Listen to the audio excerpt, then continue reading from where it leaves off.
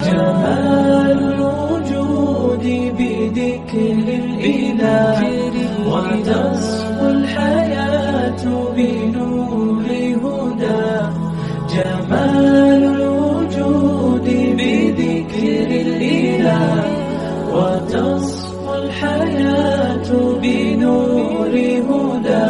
جمال الوجود بذكر الإله وتصفو الحياة بنور هدى. جمال الوجود بذكر الإله وتصفو الحياة بنور هدى. جمال الوجود بذكر الإله وتصفو الحياة بنور هدى. وتطرب نفس له طاعة ويبلغ سعد إلى منتهى. اور اس کی مختصر سی تشریح سنی. اس صورت کا خلاصہ یہ ہے کہ اس صورت سے جو ہمیں فوائد حاصل ہوئے وہ مختصراً یہ ہے. پہلی بات یہ ہے کہ اللہ عز و جل کو اپنی تعریف پسند ہے، اس لیے بندے کو چاہیے ہمیشہ اللہ عز و جل کی تعریف بیان کرے. جیسا کہ ہمیں حدیث میں نبی صلی اللہ علیہ وسلم فرمایا کہ افضل شکر حمد ہے. الحمدللہ جب بندہ کہتا ہے اس سے وہ اللہ عز و جل کا شکر بجا لاتا ہے. اور اس صورت سے دوسری بات معلوم ہوئی کہ اللہ عز و جل کی بعض ناموں کا علم ہوا اور ان ناموں میں اللہ عز و جل کی صفات بھی ہے. اور کہا گیا کہ اللہ عز و جل کے ناموں کا علم یا ناموں اور صفات کا علم انتہائی نفیس اور انتہائی اہم علم ہے، جس سے بندے کو اللہ عز و جل کی معرفت حاصل ہوتی ہے اور انسان اللہ سے ڈرتا ہے. جیسا کہ اللہ رب العالمین نے فرمایا انما یخشی اللہ من عبادہ العلماء. اس صورت کے فوائد میں سے تیسرا فائدہ یہ ہے، یہ صورت اس بات پر دلالت کرتی ہے کہ عبادت صرف اللہ عز و جل کے لیے ہے، کسی اور کے لیے عبادت جائز نہیں ہے. عبادت صرف اللہ عز و جل کے لیے ہے، کسی اور کے لیے عبادت جائز نہیں.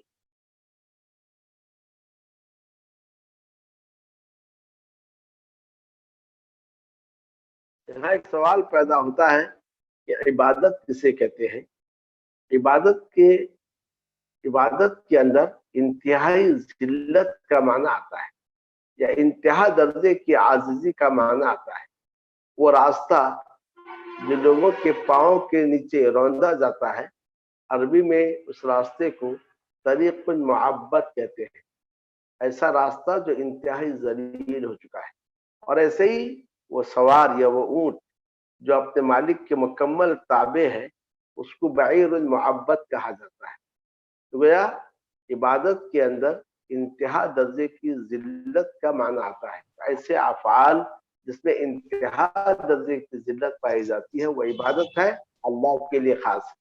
اور اس کی تعریف شیخ الاسلام ابن تیمیہ رحمہ اللہ نے یوں کی کہ ہر قول اور ہر فعل خوش اور راضی ہے اس کو عبادت کہیں گے. ہر وہ قول اور فعل جس سے اللہ عز و جل خوش اور راضی ہو اس کو جو ہے عبادت کہتے ہیں. گویا نماز بھی عبادت ہے، روزہ بھی عبادت ہے، صدقہ اور زکوٰۃ بھی عبادت ہے، حج بھی عبادت ہے، اور اس کے علاوہ دیگر چیزیں جیسے کہ دعا ہے اور اس طریقے سے طواف ہے یا کہ توکل ہے، نظر و نیاز ہے، ذبح ہے. یہ ساری کی ساری چیزیں عبادت کے انواع اور اقسام میں سے ہیں. اس آیت میں مطلقاً کہا گیا ہم تیری ہی عبادت کرتے ہیں. پھر عبادت کی ایک اور قسم کا ذکر کیا گیا کہ ہم تجھ سے ہی مدد چاہتے ہیں. تو گویا اس کے دو معنی بتائے گئے. ایک تو یہ ہے کہ ہم جو تیری عبادت کرتے ہیں اس میں ہمارا کوئی کمال نہیں ہے، یہ عبادت بھی ہم تیری مدد سے کرتے ہیں. اور دوسرا معنی بتایا گیا کہ مطلق عبادت کو ذکر کرنے کے بعد اس عموم میں سے استعانت کو خاص کیا گیا. یا استعانت یعنی مدد طلبی عبادت کے انواع اور اقسام میں سے ایک اہم قسم ہے، جیسا کہ نبی صلی اللہ علیہ وسلم نے عبداللہ ابن عباس رضی اللہ تعالیٰ عنہما کو نصیحت کرتے ہوئے کہا تھا، اذا استعنت فاستعن باللہ، جب تم مدد طلب کرو تو صرف اللہ تعالیٰ سے ہی مدد طلب کرو۔ اب یہاں سوال پیدا ہوتا ہے، کیا غیر اللہ سے مدد طلبی جائز نہیں ہے؟ جبکہ ہم دیکھتے ہیں کہ قرآن مجید میں اللہ عز و جل نے ہمیں حکم دیا وتعاونوا علی البر والتقوی، تم بر اور تقوی پر ایک دوسرے کا تعاون کرو۔ تو اس کا مطلب یہ ہے ہم ایک دوسرے کی مدد کریں گے اور ایک دوسرے کے مدد لینے کے لیے ہمیں حکم دیا گیا ہے۔ یہاں استعانت سے مراد کیا ہے؟ یا استعانت سے مراد یہ ہے کہ ہم تجھ سے ہی مدد طلب کرتے ہیں، یعنی وہ امور جو ما فوق الاسباب ہیں، ان امور میں اللہ کے سوا کسی اور سے مدد طلب نہیں کی جا سکتی ہے۔ مثلا روزی دینا، مثلا بیمار کو کے لیے شفا طلب کرنا، تو یہ ایسی چیزیں ہیں جو ما فوق الاسباب ہیں۔ اہل علم نے نصوص کے روشنی میں یہ بتلایا ہے، 4 شرطیں رکھی ہیں۔ پہلی شرط یہ ہے کہ جس سے آپ مدد طلب کر رہے ہیں، اللہ کے علاوہ جس سے آپ مدد طلب کر رہے ہیں، وہ شخص آپ کے سامنے حاضر ہو، وہ شخص زندہ ہو، مردہ نہ ہو۔ تو پہلی چیز یہ ہے کہ اللہ کے سوا کسی اور سے مدد طلبی کے لیے پہلی شرط یہ ہے کہ وہ شخص حی ہو، زندہ ہو، مردہ نہ ہو۔ تو گویا مردے سے مدد طلب کرنا جائز نہیں ہے۔ نمبر 2، وہ شخص آپ کے پاس حاضر ہو، غائب نہ ہو۔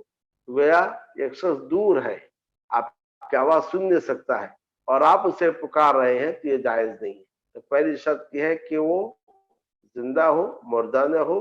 دوسری شرط یہ ہے کہ وہ حاضر ہو، غائب نہ ہو۔ تیسری شرط یہ ہے کہ جو چیز آپ اس سے طلب کر رہے ہیں اس پر وہ قادر ہو، عاجز نہ ہو۔ مثلا آپ اس سے اولاد طلب کریں، آپ اس سے بیماری سے شفا طلب کریں، یہ ناجائز ہے۔ آپ اس سے وہ چیز طلب کریں جس پر اسے اللہ تعالیٰ نے قدرت دی ہے۔ اور چوتھی چیز یہ ہے، آپ اس کو صرف سبب سمجھ کے مانگیں، لیکن حقیقت میں دینے والا اللہ عز و جل ہے۔ ان 4 شرطوں کے ساتھ کسی اور سے مدد مانگ سکتے ہیں۔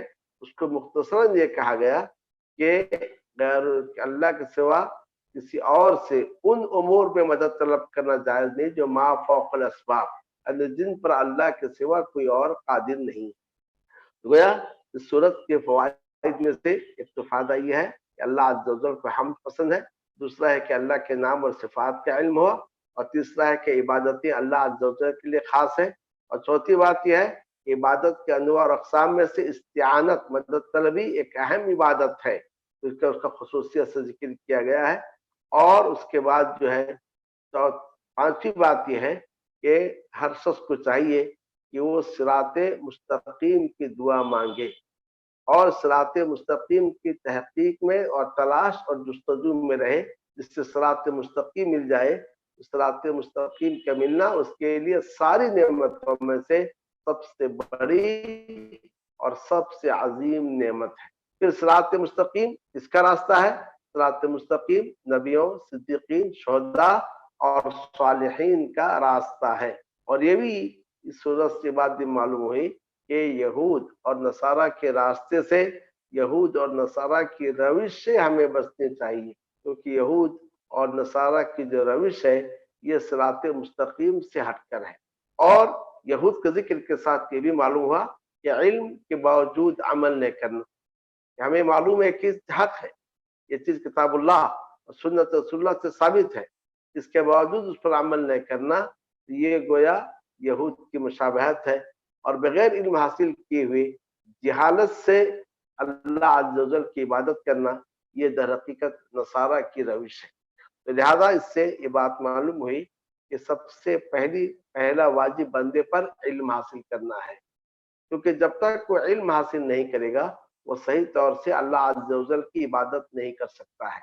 لہذا بندے پر سب سے پہلا واجب یہ ہے کہ وہ علم حاصل کرے جیسا کہ اللہ عز و جل نے فرمایا فَاعْلَمْ أَنَّهُ لَا إِلَهَ إِلَّا اللَّهُ وَاسْتَغْفِرْ لِذَنبِكَ، تمہیں جان لو کہ اللہ کے سوا کوئی سچا معبود نہیں ہے، اس کے بعد تم اپنے گناہ کے لیے مغفرت طلب کرو۔ وہ استغفار سے پہلے علم حاصل کر لینا ہے کہ کس سے استغفار، کس سے مغفرت طلب کی جائے، کس سے بخشش طلب کی جائے۔ تو علم انسان پر سب سے پہلا واجب ہے۔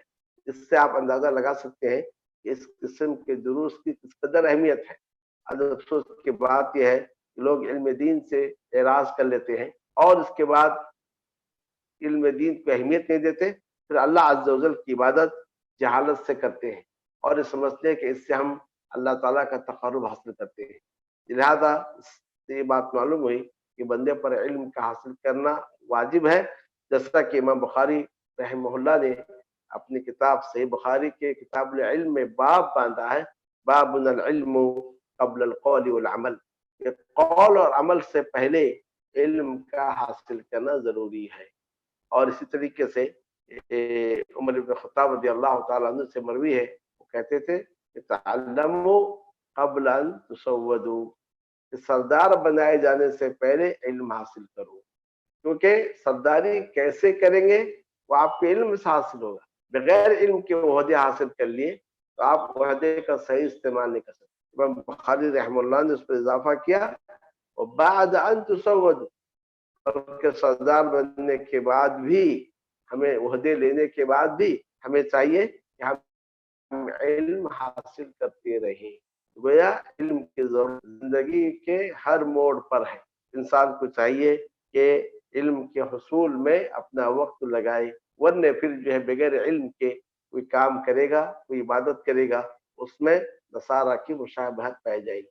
تو یہ صورت بڑی ہی اہم صورت ہے، اور اس صورت کی اہمیت کا اندازہ آپ اس کے ناموں سے لگا سکتے ہیں، اور یہ کہ قرآن مجید میں کہ نماز کے ہر رکعت میں جس کو پڑھنے کا حکم دیا گیا ہے، اس سے بھی اس کی اہمیت کا اندازہ لگا سکتے ہیں کہ اس صورت میں کتنی اہم باتیں بتائی گئی ہیں، جس کی وجہ سے ہمیں کہا گیا کہ ہر نماز کے ہر رکعت میں ہم اس صورت کو پڑھیں، اور نبی صلی اللہ علیہ وسلم فرمایا کہ اس سورہ فاتحہ کے بغیر کوئی نماز نہیں ہوتی ہے۔ تو لہٰذا ہمیں چاہیے کہ ہر نماز کی ہر رکعت میں اس صورت کو پڑھیں، اس کے معنی اور مفہوم کو سمجھتے ہوئے۔ اللہ رب العالمین سے میری دعا ہے کہ جو کچھ ہم نے کہا ہے اور آپ نے سنا ہے، اللہ عز و جل ان ساری باتوں پر ہمیں عمل کرنے کی توفیق عطا فرمائے۔ وصلی اللہ تعالی علی النبی الکریم وعلی آلہ وصحبہ اجمعین۔